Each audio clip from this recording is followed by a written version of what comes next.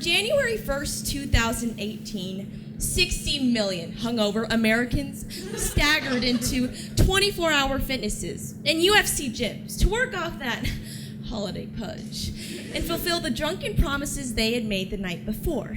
Come January 2nd, and about 80% of those individuals are back in bed, watching Game of Thrones, but not me, of course. Pfft, no, not me. I was getting my steps in.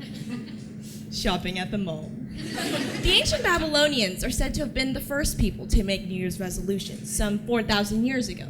They made promises to the gods to pay their debts and return any objects they had borrowed, like that pair of jeans you told your sister you'd give her back, that are now sitting in the deep, dark depths of your closet next to that tacky sweater your aunt gave you for Hanukkah.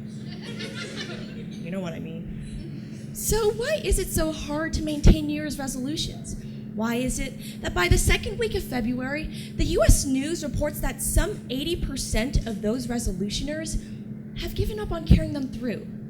And more importantly, how can we develop the skills to make good choices, despite temptations to do otherwise? Well, one possible explanation is perception.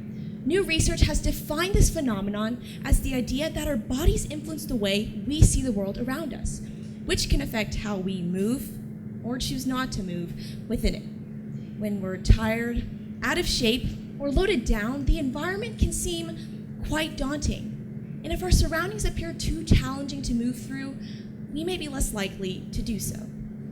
Visual perception is rooted in bodily states. In much the same way that our bodies can influence our thoughts, they can also impact our perceptual experiences of the world. Mr. Incredible, standing next to Carl from Up, at the bottom of a grassy hill, may perceive the slope to be less steep than his wobbly neighbor would. If, I don't know, Ryan Gosling stands next to Homer Simpson, looking down the length of Hollywood Boulevard, it's likely that chiseled Gosling will perceive the distance to the Dolby Theater as closer than plumper Homer will, or anyone for that matter. Differences in body types and physical capabilities can produce differences in the way people see the world around them. So, just as our bodies can influence our perceptual experiences of the world, so can our minds. Visual perception is not only embodied, but is motivated as well. Consider the New York City Marathon. On the morning of the race, tens of thousands of runners stand at the entrance to the Verrazano Narrows Bridge in Staten Island and gear up for the 26.2 miles ahead of them. As the runners weave their way through the 5 boroughs of the city, they face physical and mental challenges. The most formidable of those challenges occurs at about mile 20. It is around this time in the race where many runners hit the wall. Not the window, the wall. Not the sweat dripping down my... You get the idea. Physiological cues such as exhaustion, dehydration, and severe muscle fatigue indicate that the runner's physical energy is nearly spent.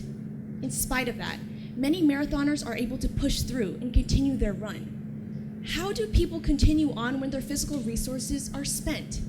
As 1980 Boston Marathon winner Jacqueline Garreau said, "The body does not want you to do this.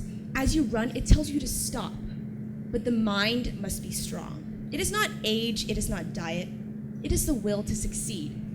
Psychological states can be powerful determinants of people's ability to take on physical tasks. The mind, as well as the body, exert a significant influence over how we see the world around us. So this begs the question, how can we as humans shift our perceptual experiences to encourage action and strengthen self-regulation? Social psychologist Emily Balsetti's perceptual strategy, appropriately named Keep Your Eyes on the Prize, is based on studies and experiments she conducted. She trained one experimental group to focus their attention on the finish line, avoid looking around, and imagine a spotlight was shining on that goal. She compared this group to a second baseline group, who were told to just look around the environment as one naturally would, noticing both the finish line and the garbage can off to the right, or the parked car on the left. Both groups then estimated the distance to the finish line and later walked there, wearing additional weights. The results?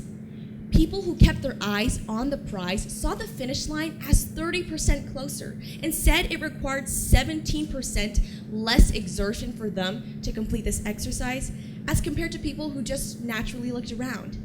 In fact, they actually moved 23% faster than the baseline group.